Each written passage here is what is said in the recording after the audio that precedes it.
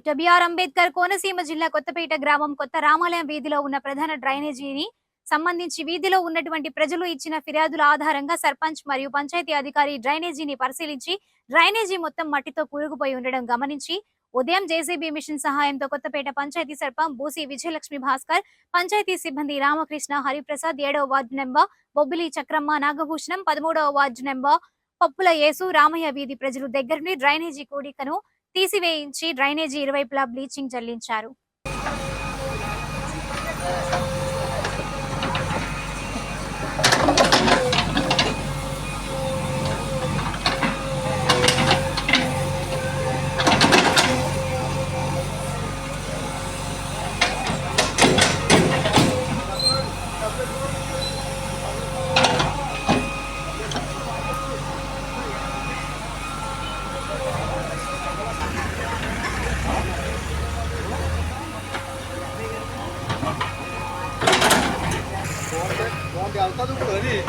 బాగుంది వెళ్తుంది